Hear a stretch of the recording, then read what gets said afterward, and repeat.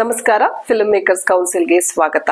ಇಲ್ಲಿ ಕನ್ನಡ ಚಿತ್ರರಂಗದ ಆಗು ಹೋಗುಗಳ ಬಗ್ಗೆ, ಮಲ್ಟಿಪ್ಲೆಕ್ಸ್ ನ ಪಾಲಿಟಿಕ್ಸ್, ಪೈರಸಿ ಅನ್ನೋ ವಿಕೃತ, ಡಿಸ್ಟ್ರಿಬ್ಯೂಷನ್ ಅನ್ನೋ ಕನ್ಫ್ಯೂಷನ್, ಕ್ರೌಡ್ ಪುಲ್ಲಿಂಗ್ ಅನ್ನೋ ಕೆಟ್ಟ ವ್ಯವಸ್ಥೆ, ಹೀಗೆ ಹಲವಾರು ವಿಚಾರಗಳ ಬಗ್ಗೆ ಮಾತಾಡೋದಕ್ಕೆ, ಪ್ರಶ್ನೆ ಮಾಡೋದಕ್ಕೆ, ಅಗತ್ಯ ಇದ್ದಂತ ಸಂದರ್ಭದಲ್ಲಿ ಕಾನೂನು ಪ್ರಕಾರ ಕ್ರಮ ತೆಗೆದುಕೊಳ್ಳೋದಕ್ಕೆ ಅಂತಾನೆ ಇರುವಂತಹ ಒಂದು ಸಂಸ್ಥೆ, ಒಂದು ಪ್ಲಾಟ್ಫಾರ್ಮ್, ಒಂದು ಮಾಧ್ಯಮ.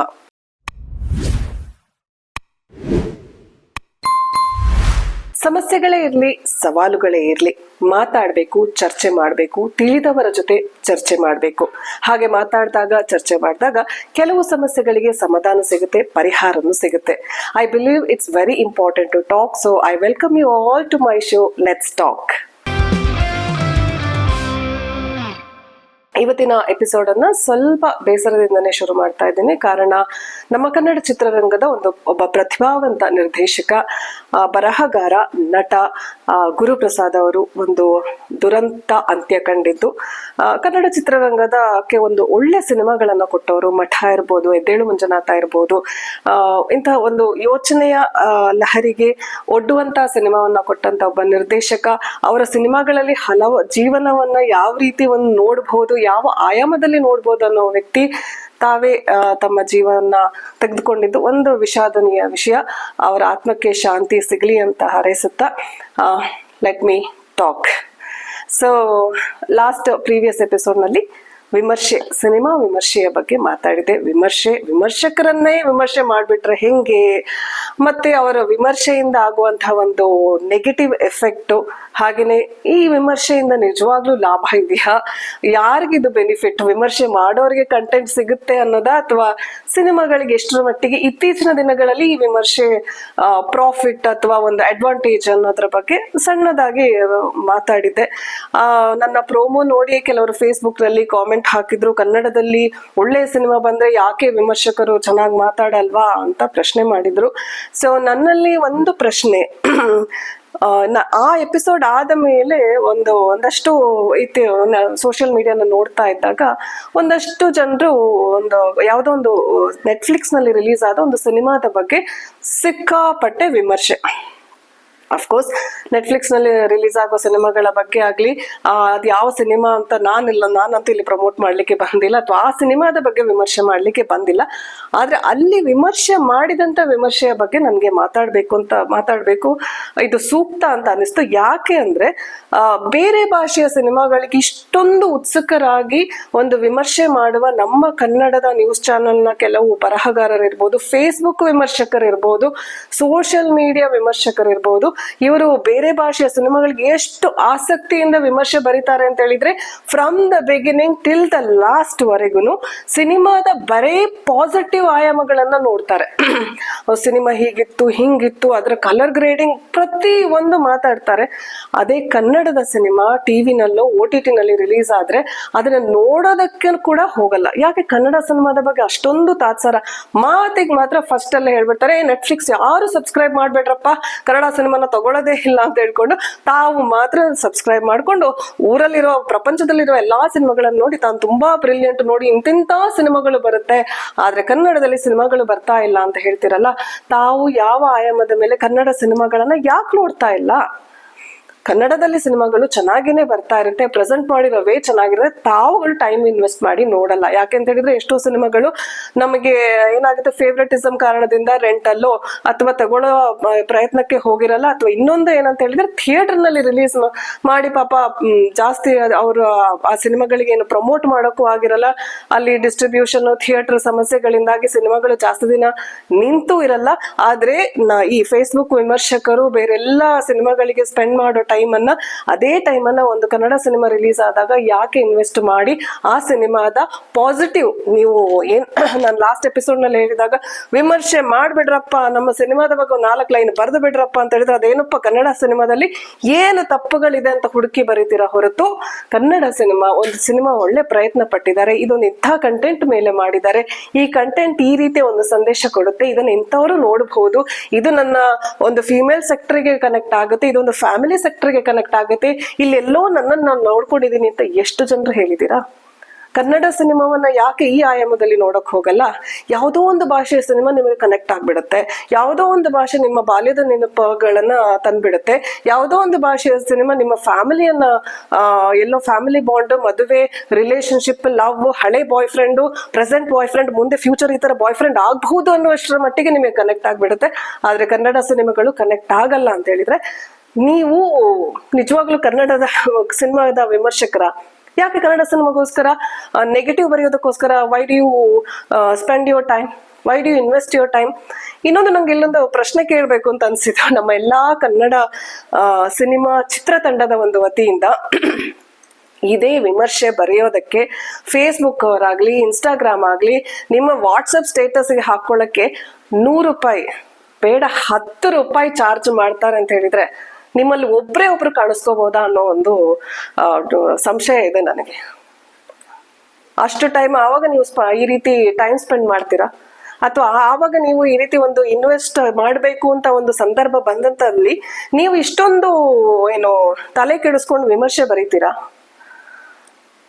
ಕನ್ನಡ ಸಿನಿಮಾದ ಬಗ್ಗೆ ಆ ನೆಗ್ಲಿಜೆನ್ಸ್ ಅನ್ನ ಬಿಟ್ಟು, ಕನ್ನಡ ಸಿನಿಮಾಗಳ ಅಫ್ಕೋರ್ಸ್ ಎಷ್ಟೋ ಜನರು ಕನ್ನಡದಲ್ಲೂ ಕನ್ನಡ ಸಿನಿಮಾಗಳಲ್ಲಿ ಮಾಡುವವರು ಕೂಡ ತುಂಬಾ ಲೂಪ್ ಹೋಲ್ಸ್ ಗಳು ಇರುತ್ತೆ. ಎಲ್ಲರೂ ಪರ್ಫೆಕ್ಟ್ ಆಗಿ ಸಿನಿಮಾ ಮಾಡ್ತಿದಾರಪ್ಪ, ನೀವುಗಳು ಬರಿತಾ ಇಲ್ಲ ಅಂತ ನಾನು ಅಂತೂ ಖಂಡಿತ ಹೇಳಲ್ಲ. ಒಳ್ಳೆ ಸಿನಿಮಾಗೆ ಎಷ್ಟೋ ಸತಿ ಅದರ ಬರೀ ಲೂಪ್ ಹೋಲ್ಸ್ ಗಳನ್ನ ಹುಡುಕುವಲ್ಲಿ ಆ ಸಿನಿಮಾಗೆ ಸಿಗಬೇಕಾದಂತ ಪ್ರಶಂಸೆ ಹೊರಟು ಹೋಗಿ ಸಿನಿಮಾ ಥಿಯೇಟರ್ ಇಂದ ಕಿತ್ತು ಹೋಗಿ ಅದು ಎಲ್ಲಾದ್ರೂ OTT ಪ್ಲಾಟ್ಫಾರ್ಮ್ ನಲ್ಲಿ ರೆಂಟಲ್ ಅಲ್ಲೋ ಏನೋ ಒಂದು ವೇನಲ್ಲಿ ಬಂದಿದ್ರೆ ಆ ಸಿನಿಮಾವನ್ನ ನೋಡಿ 4 ಜನರಿಗೆ ತಿಳಿಸುವಷ್ಟು ಸಮಯ ನಿಮ್ಮಲ್ಲಿ ಇದೆಯಾ? When you have so much of time to invest for Netflix and ಅದನ್ನ ರಿವ್ಯೂ ಮಾಡಿ, ಶೇರ್ ಮಾಡಿಸಿ, ಅದಕ್ಕೆ ಕಮೆಂಟ್ ಬರೆದು, ಆ ಕಮೆಂಟ್ ಸೆಕ್ಷನ್ ಅಲ್ಲಿ ಹೋಗಿ ಕಮೆಂಟ್ ಗಳಿಗೆ ಉತ್ತರ ಬರೆದು ಅದನ್ನು ಶೇರ್ ಮಾಡಿ, ಸ್ಕ್ರೀನ್ ಶಾಟ್ ತೆಗೆದು ಶೇರ್ ಮಾಡುವಷ್ಟು ಪುರ್ಸೊತ್ತಿರುವವರು ಕನ್ನಡ ಸಿನಿಮಾಗಳಿಗೆ ಯಾಕೆ ಆಸಕ್ತಿ ಇಲ್ಲ? Until unless you get paid for it. ದೊಡ್ಡ ಸಿನಿಮಾನೇ ಬರಬೇಕು, ನಿಮಗೆ ಬ್ರಾಂಡೆಡ್ ಸಿನಿಮಾಗಳೇ ಬರಬೇಕು, ಸ್ಟಾರ್ಗಳೇ ಇರಬೇಕು, ಸ್ಟಾರ್ ಡೈರೆಕ್ಟರ್ಸ್ಗಳೇ ಇರಬೇಕು. ಹಾಗಿದ್ರೆ ಮಾತ್ರ ತಾವುಗಳು ಥಿಯೇಟರ್ಗೆ ಹೋಗ್ತೀರಾ, ವಿಮರ್ಶೆ ಮಾಡ್ತೀರಾ. ಯಾಕೆ ನಿಮ್ಮ ಫೇಸ್ಗೆ ವ್ಯಾಲ್ಯೂ ಇಲ್ವಾ? ಅಲ್ಲಿ ಸ್ಟಾರ್ ಇದ್ರೆ ಮಾತ್ರ ನಿಮಗೆ ವ್ಯಾಲ್ಯೂ ಇದೆ. ನೀವಾಗಿ ಒಂದು ಸಿನಿಮಾ ಬಗ್ಗೆ ಬರೆದ್ರೆ ನಿಮ್ಮ ಬರಹಕ್ಕೆ ಆಗಿದ್ರೆ ವ್ಯಾಲ್ಯೂ ಇಲ್ವಾ? ಹಾಗಿದ್ರೆ ನಿಮಗಿರೋ ವ್ಯಾಲ್ಯೂ ಅಷ್ಟೇನಾ? ನನಗೆ ಒಂದು ಯಾವ್ದೊಂದು ಪ್ರೆಸ್ ಮೀಟ್ ನಲ್ಲಿ ಯಾರೊಬ್ರು ಅಂದ್ರೆ ಜನರಲ್ ಆಗಿ ಚರ್ಚೆ ಮಾಡ್ತಿರ್ಬೇಕಾದ್ರೆ ಯಾವ್ದೋ ಒಂದು ವಿಷಯಕ್ಕೆ, ಈಗ ನಾವು ಪೈರಸಿ ಬಗ್ಗೆ ಮಾತಾಡ್ತಿರ್ತೀವಿ, ಕ್ರೌಡ್ ಪುಲ್ಲಿಂಗ್ ಬಗ್ಗೆ ಮಾತಾಡ್ತಿರ್ತೀವಿ, ಅಥವಾ ಕೆಲವು ನಮ್ಮ ಕನ್ನಡ ಸಿನಿಮಾ ಇಂಡಸ್ಟ್ರಿ ಫೇಸ್ ಮಾಡ್ತಿರೋ ಸರ್ಟೆನ್ ಇಶ್ಯೂಗಳ ಬಗ್ಗೆ ಮಾತಾಡ್ತಿದ್ದಾಗ ಸ್ಟಾರ್ಗಳನ್ನ ಕರ್ಕೊಂಡು ಬನ್ನಿ, ಸ್ಟಾರ್ಗಳು ಮಾತಾಡಿದ್ರೆ ವ್ಯಾಲ್ಯೂ ಅಂತ ಹೇಳ್ತಿರಲ್ಲ. ನಿಮ್ಮನ್ನ ಒಂದು ಕೇಳ್ಬೇಕು, ನಿಮ್ಮ ಲೋಗೋಕ್ಕೆ ವ್ಯಾಲ್ಯೂ ಇಲ್ವಾ? ನಿಮ್ಮಲ್ಲಿ ಪ್ರೆಸೆಂಟರ್ಸ್ ಇರ್ತಿರಲ್ಲ, ಅವರಿಗೆ ವ್ಯಾಲ್ಯೂ ಇಲ್ವಾ? ನಿಮ್ಮ ಮಾತುಗಳಿಗೆ ವ್ಯಾಲ್ಯೂವೇ ಇಲ್ವಾ? ಆ ಕಡೆ ಸ್ಟಾರ್ ಬಂದು ಕೂತ್ರೆ ಮಾತ್ರ ವ್ಯಾಲ್ಯೂನಾ? ಈ ರೀತಿ ಒಂದು ಕೇಳ್ಬೇಕು ಅನ್ನಿಸ್ತು, ಕೇಳ್ತಾ ಇದ್ದೀನಿ. ತಮ್ಮ ಉತ್ತರಗಳಿಗೆ ಕಾಯ್ತಾನು ಇರ್ತೀನಿ. ಬಿಕಾಸ್ ಒಂದ್ ಕಡೆಯಿಂದ ಮಾತಾಡಿದಾಗ ಮತ್ತೊಂದ್ ಕಡೆಯಿಂದ ಪ್ರತಿಕ್ರಿಯೆ ಬಂದಾಗ ಬಹುಶಃ ಇದೆಲ್ಲದಕ್ಕೂ ಆನ್ಸರ್ ಕೊಡಬಹುದು. ನೀವು ಕೂಡ ಎಲ್ಲ ಒಂದ್ ಕಡೆ ಎಫರ್ಟ್ ಆಗ್ತಾ ಇರ್ತೀರಾ, ಒಳ್ಳೆ ಕನ್ನಡ ಸಿನಿಮಾಗಳು ಬಂದ್ರೆ ನೋಡ್ಬೇಕು, ಮಾತಾಡ್ಬೇಕು. ಬಿಕಾಸ್ ಅದಕ್ಕೆ ಎಕ್ಸಾಂಪಲ್ KGF ಇರ್ಬೋದು, ಕಾಂತಾರ ಇರ್ಬೋದು, ಇನ್ನೂ ಬ್ಯಾಕ್ ಹೋದ್ರೆ ಕಿರಿಕ್ ಪಾರ್ಟಿ ಇರ್ಬೋದು, ಅದ್ರ ಹಿಂದೆ ಹೋದ್ರೆ ಒಂದು ಮೊಟ್ಟೆಯ ಕತೆ ಇರ್ಬೋದು. ಹೀಗೆ ಹಲವು ಸಿನಿಮಾಗಳು ಏನು ಜನರು ಆಕ್ಚುಲಿ ಈ ವಿಮರ್ಶಕರು ಯಾವಾಗ ಕನ್ನಡ ಸಿನಿಮಾಗಳನ್ನ ವಿಮರ್ಶೆ ಮಾಡ್ತಾರೆ ಅಂತ ಹೇಳಿದ್ರೆ ಜನರು ಬಾಯಿಂದ ಬಾಯಿಗೆ ಚೆನ್ನಾಗಿದೆ ಚೆನ್ನಾಗಿದೆ ಚೆನ್ನಾಗಿದೆ ಅಂತ ಹೇಳ್ಕೊಂಡು ಅದಿನ್ನೇನು ಬೂಮ್ ಆಗ್ಬೇಕಾದ್ರೆ ತಾವುಗಳು ಬಂದು ಗುಂಪಲ್ಲಿ ಗೋವಿಂದ ಅಂತ ತಮ್ಮ ಮೈಕ್ ಇಟ್ಕೊಂಡು ತಮ್ಮ ಸ್ಟುಡಿಯೋ ಸೆಟಪ್ ಮಾಡ್ಕೊಂಡು ಅದು ಬ್ಯಾಕ್ ಗ್ರೌಂಡ್ ಎಷ್ಟು ಕೆಟ್ಟದಾಗಿರುತ್ತೋ, ನೀವು ಎಷ್ಟು ಕೆಟ್ಟದಾಗ ಮಾತಾಡ್ತಿರೋ ಒಟ್ಟಿನಲ್ಲಿ ಜೈ ಅಂತ ಹೇಳ್ಬಿಡ್ತೀರಾ. ಸೊ ಎಲ್ಲ ವಿಮರ್ಶಕರಿಗೆ ಸಾಷ್ಟಾಂಗ ನಮಸ್ಕಾರ ಹೇಳ್ತಾ, ದಯವಿಟ್ಟು ಕನ್ನಡ ಸಿನಿಮಾಗಳಿಗೆ ಪ್ರೋತ್ಸಾಹ ಮಾಡಿ, ಬೇರೆ ಸಿನಿಮಾಗಳ ಬಗ್ಗೆ ನೋಡಬೇಡಿ ಅಂತ ಹೇಳ್ಬೇಡಿ. ಎಲ್ಲಾ ಸಿನಿಮಾ ನೋಡುವವರಿಗೆ ಸಿನಿಮಾಕ್ಕೆ, ಹಾಡಿಗೆ ಭಾಷೆಯ ಬ್ಯಾರಿಯರ್ ಇಲ್ಲ. ಎಲ್ಲಾ cinema is just cinema. It has no language. It is just ಒಂದು ಬಿಸ್ನೆಸ್. ಅದನ್ನ ಟ್ರೇಡ್ ಆಗಿ ಕನ್ಸಿಡರ್ ನಾವು ಮಾಡಿದ್ರೆ ಇಟ್ಸ್ ಅ ಬ್ಯೂಟಿಫುಲ್ ಇಂಡಸ್ಟ್ರಿ. ಇಲ್ಲಿ ಟ್ರೇಡ್ ಆಗ್ಬೇಕೆ ಹೊರತು ಇಲ್ಲಿ ಪರ್ಸನಲ್ ಆಗಿ ನನಗೆ ಇವನು ಇಷ್ಟ, ಈ ಡೈರೆಕ್ಟರ್ ಇಷ್ಟ, ಈ ಕಂಟೆಂಟ್ ಇಷ್ಟ ಅಂತ ನೋಡೋ ಬದಲು ಈ ಸಿನಿಮಾ ಯಾವ ರೀತಿ ಒಂದು ಸಿನಿಮಾ ಯಾವುದೇ ಟೀಮ್ ಒಂದು ಫಸ್ಟ್ ಪ್ರೆಸ್ ಮೀಟ್ ಮಾಡ್ಬೇಕಾದ್ರೆ ಕೆಲವೊಂದು ಪ್ರಾಮಿಸ್ ಗಳನ್ನ ಮಾಡಿರುತ್ತೆ. ಇದು ಟೆಕ್ನಿಕಲಿ ಹೈ ಎಂಡ್ ಇದೆ, ಅಥವಾ ಸ್ಟಾರ್ ಇಟ್ಕೊಂಡಿದೀವಿ, ಅಥವಾ ಸೂಪರ್ ಸಾಂಗ್ಸ್ ಗಳಿದೆ, ಅಥವಾ ಸಿನಿಮಾದ ಡೈರೆಕ್ಟರ್ ಅಥವಾ ರೈಟರ್ ಈ ತರ ಇದೆ, ಅಥವಾ technology wise technical wise superior ಆಗಿದೆ ಅಂತ ಹೇಳಿದ್ರೆ ಆ ಪ್ರಾಮಿಸ್ ಅನ್ನ ಬ್ರೇಕ್ ಮಾಡಿದ್ರೆ ಅಫ್ಕೋರ್ಸ್ ಮಾತಾಡಿ. ಯಾಕಂತಂದ್ರೆ ಫಾಲ್ಸ್ ಪ್ರಾಮಿಸ್ ಮಾಡಿದೀರಾ. ಯಾಕೆ ಅನ್ನೋದ್ರ ಬಗ್ಗೆ ಮಾತಾಡಿದ್ರೆ ಬಹುಶಃ ಇಂಡಸ್ಟ್ರಿನಲ್ಲಿ, ನಮ್ಮ ಸಿನಿಮಾ ಇಂಡಸ್ಟ್ರಿನಲ್ಲಿ ಸಾಕಷ್ಟು ಬದಲಾವಣೆಗಳನ್ನ ಕಾಣಬಹುದು. Until and unless you spend so much of time and energy on operating ಬೇರೆ ಲ್ಯಾಂಗ್ವೇಜ್ ಸಿನಿಮಾದ ಬಗ್ಗೆ ನೀವೇನೋ ಒಂದು ವಿಮರ್ಶೆ ಮಾಡ್ಕೊಂಡು ಕೂತ್ಕೊಳ್ಳೋದ್ ಜೊತೆಗೆ ಕನ್ನಡ ಸಿನಿಮಾಗಳ ಕಾಲಿಲ್ಲಿರ್ಬೇಕಿತ್ತು, ಕೈ ಇಲ್ಲಿರ್ಬೇಕಿತ್ತು, ತಲೆ ಇಲ್ಲಿರ್ಬೇಕಿತ್ತು, ಕಿಡ್ನಿಲಿ ಇರ್ಬೇಕಿತ್ತು, ಬೋಟಿಲಿ ಇರ್ಬೇಕಿತ್ತು ಅಂತ ಒಂದು ನಿಮ್ಮದೇ ಒಪಿನಿಯನ್ ಅನ್ನ ಒಂದು ಸಿನಿಮಾ ತಂಡದ ಮೇಲೆ ಹೇರೋದ್ರ ಬದಲು ಯಾವ ತರ ಸಿನಿಮಾ ಬರ್ತಿದೆ ಅಂತ ಅಟ್ಲೀಸ್ಟ್ ಒಂದು ಮಾತಲ್ಲಿ ನೀವು ಹೇಳಿದ್ರೆ ಆ ಸಿನಿಮಾ ತಂಡಕ್ಕೆ ತುಂಬಾ ಹೆಲ್ಪ್ ಆಗ್ಬೋದು. ಇದರ ಜೊತೆಗೆ ಈ ವಿಮರ್ಶೆ ಬರೇ ಇತ್ತೀಚಿನ ದಿನಗಳಲ್ಲಿ ನಾನು ಹೇಳ್ತಿದ್ದಾಗೆ ನಾನು ಅಂತಲ್ಲ, ತುಂಬಾ ಜನರು ಹೇಳ್ತಿರುವಾಗಿ ಅಣಬೆಗಳ ತರ ಉಟ್ಕೊಂಡಿರುವ ವಿಮರ್ಶಕರ ಜೊತೆಗೆ ತಮ್ಮದೇ ಒಂದು ಸಿನಿಮಾ ರಿಲೀಸ್ ಆಗ್ತಾ ಇದೆ ಅಂತ ಹೇಳಿದ್ರೆ ಆ ಸಿನಿಮಾ ತಂಡದಲ್ಲಿ ಕೆಲವು ನಟರು, ಇತ್ತೀಚಿನಲ್ಲಿ ಆಕ್ಟರ್ಸ್ಗಳು ಬೇರೆ ಸಿನಿಮಾದ ಬಗ್ಗೆ ಮಾತಾಡುವಷ್ಟು ತಮ್ಮ ಸಿನಿಮಾದ ಬಗ್ಗೆ ಮಾತಾಡಲ್ಲ. ಆ ಸಿನಿಮಾ ಹಂಗಿದೆ, ಈ ಸಿನಿಮಾ ಹಿಂಗಿದೆ ಅಂತ ಹೇಳಿ ಪಾಪ ಇಲ್ಲಿ ಡೈರೆಕ್ಟರ್ ಪಾಪ ನಮ್ ಸಿನಿಮಾದ ಬಗ್ಗೆ ಒಂದೆರಡು ಲೈನ್ ಮಾತಾಡು ಅಂತ ಹೇಳಿದಾಗ ಅಲ್ಲಿ ಅವರಿಗೆ ಡಿಪ್ರೆಷನ್ ಶುರು ಆಗಿರುತ್ತೆ, ಮೆಂಟಲಿ ಡಿಸ್ಟರ್ಬೆನ್ಸ್ ಶುರು ಆಗಿರುತ್ತೆ, ಹೊಟ್ಟೆ ನೋವು ಶುರು ಆಗಿರುತ್ತೆ, ಒಟ್ಟಲ್ಲಿ ಔಟ್ ಆಫ್ ನೆಟ್ವರ್ಕ್ ಆಗ್ಬಿಟ್ಟಿರ್ತಾರೆ. ತಾವು ಮಾಡಿದ ಸಿನಿಮಾದ ಬಗ್ಗೆ ನಮ್ಮ ಕನ್ನಡ ಇಂಡಸ್ಟ್ರಿನಲ್ಲಿ ಅಥವಾ ಬಹುಶಃ ಇದು ಎಲ್ಲಾ ಇಂಡಸ್ಟ್ರಿನಲ್ಲಿ ಇರುವಂತಹ ಒಂದು ದೊಡ್ಡ ಸಮಸ್ಯೆ, ತಾವು ಮಾಡಿದ ಸಿನಿಮಾಗಾದ ಆಕ್ಟರ್ಸ್ ಗಳಾಗಿರ್ಲಿ, ಟೆಕ್ನಿಷಿಯನ್ಸ್ ಇರಬಹುದು, ಸಪೋರ್ಟಿಂಗ್ ಆರ್ಟಿಸ್ಟ್ಗಳಿರ್ಬೋದು, ಮೇನ್ ಸ್ಟ್ರೀಮ್ ಅಲ್ಲಿ ಪರ್ಫಾರ್ಮ್ ಮಾಡಿರೋರು ಇರ್ಬೋದು, ಸಿನಿಮಾದ ಪ್ರಮೋಷನ್ಗೆ ಬಾರದೇ ಇರೋದು ಇದು ದೊಡ್ಡ ಮಟ್ಟಿಗೆ ಒಂದು ಚಿತ್ರತಂಡಕ್ಕೆ ಆಗುವಂತ ಒಂದು ಲಾಸ್. ಒಂದು ಸಿನಿಮಾ ತಂಡವನ್ನು, ಒಬ್ಬ ನಿರ್ದೇಶಕನನ್ನ, ಒಬ್ಬ ಪ್ರೊಡ್ಯೂಸರ್ ಅನ್ನ ಕೊಲ್ಯಾಪ್ಸ್ ಮಾಡುವಂತಹ ಒಂದು ವ್ಯವಸ್ಥೆ ಅಥವಾ ಒಂದು ಸಿಸ್ಟಮ್ ಅಂತ ಹೇಳ್ಬೋದು. ಯಾಕೆಂತ ಹೇಳಿದ್ರೆ ನಾನು ಇತ್ತೀಚೆಗೆ ಯಾವುದೋ ಒಬ್ರು ನಿರ್ದೇಶಕರೊಟ್ಟಿಗೆ ಮಾತಾಡ್ತಾ ಇರ್ಬೇಕಾದ್ರೆ ಅವರೊಂದು ಸಾಂಗ್ ರಿಲೀಸ್ ಮಾಡ್ತಾ ಇರ್ತಾರೆ. ಆ ಸಾಂಗ್ ರಿಲೀಸ್ ಮಾಡ್ಲಿಕ್ಕೆ ಅದು ಇತ್ತೀಚಿನ ಟ್ರೆಂಡ್ ಏನಂತ ಹೇಳಿದ್ರೆ ರೀಲ್ಸ್ ಮಾಡ್ಬೇಕು, ಒಂಚೂರು ಪ್ರಮೋಟ್ ಮಾಡ್ಬೇಕು, ಬನ್ನಿ ಅಂತ ಅವರನ್ನ ಕರೆಸ್ಕೊಳ್ಬೇಕಾದ್ರೆ ಅವರಿಗೆ ಬಸ್ ಫೇರ್ ಹಾಕ್ಬೇಕು. ಆ ಬಸ್ ಫೇರ್ ಅವ್ರಿಗೆ ಮಾತ್ರ ಅಲ್ಲದ ಅವ್ರ ಜೊತೆ ಬರುವ XYZ ಎಲ್ರಿಗೂ ಹಾಕ್ಬೇಕು. ಅವಾಗ ಅವ್ರು ಹೇಳಿದ್ರು ಒಬ್ರು ತಲೆಗೆ 1300 ರೂಪಾಯಿ ಆಗುತ್ತೆ ಅಂತ ಹೇಳಿದ್ರು. ಹೌದಾ ಅಂತ ಅದನ್ನ ತುಂಬಾ ನಾರ್ಮಲ್ ಆಗಿ ತಗೋದು. ಬಿಕಾಸ್ ನಾವು ನಮ್ ಸಿನಿಮಾ ಮಾಡಿದಾಗೂ ಹೋಗೋ ಬರೋ ಕನ್ವೆನ್ಸ್ ಇಂದ ಹಿಡಿದು ಕೂತಿದ್ದಕ್ಕೂ ನಿಂತಿದ್ದಕ್ಕೂ ಎಲ್ಲದಕ್ಕೂ ಕೊಡ್ತೇವೆ. It is quite common in film industry. ಅದೇನು ದೊಡ್ಡ ಕ್ರೈಮ್ ಅಲ್ಲ. ಕೆಲವು ತುಂಬಾ ಸಪೋರ್ಟಿವ್ ಆಕ್ಟರ್ಗಳು ಕೂಡ ಇರ್ತಾರೆ. ಯಾವುದೇ ಕನ್ವೆನ್ಸ್ ತಗೊಳ್ಳದೆ ಫಸ್ಟ್ ಸಿನಿಮಾ ರಿಲೀಸ್ ಆಗ್ಲಿ, ನಿಮ್ಗೆ ಒಳ್ಳೇದಾಗ್ಲಿ, ನಿಮ್ಗೆ ಒಳ್ಳೇದಾದ್ರೆ ನನಗೂ ಒಳ್ಳೇದಾಗುತ್ತೆ, ನನಗೂ 4 ಕಡೆ ಆಕ್ಟಿಂಗ್ ಚಾನ್ಸ್ ಸಿಗುತ್ತೆ, ಅಥವಾ ನಾನು ಈ ಸಿನಿಮಾ ಸೂಪರ್ ಆದ್ರೆ ನಾನು ಅಲ್ಲೇ ತಗೋಬೋದಲ್ಲ ಅಂತ ಹೇಳುವವರು ಇದ್ದಾರೆ. ಅದರ ಜೊತೆಗೆ ನಾನು ಇಲ್ಲಿ ಕೂತ್ರೆ ಸರ್ ಇಲ್ಲಿಂದ 2 ಹೆಜ್ಜೆ ಹಾಕಿದ್ರೆ ನಂಗೆ ಇಷ್ಟು ಕನ್ವಿನ್ಸ್ ಆಗುತ್ತೆ, ಇಲ್ಲಿಂದ 5 ಹೆಜ್ಜೆ ಹಾಕಿದ್ರೆ ನನಗೆ ಎನರ್ಜಿ ಕಮ್ಮಿ ಆಗುತ್ತೆ, ನಂಗೆ ಅದು ಬೇಕು ಇದು ಬೇಕು ಅಂತ ಶುರು ಆಗುತ್ತೆ. ಹಾಕೋ ಚಪ್ಪಲಿಂದ ಹಿಡಿದು ಹಾಕೊಳ್ಳೋ ಬಿಂದಿವರೆಗೂ, ಊಟದವರೆಗೂ, ಜ್ಯೂಸ್ ವರೆಗೂ, ನೀರ್ವರೆಗೂ ಕೊಡ್ಬೇಕು ಆಗುತ್ತೆ.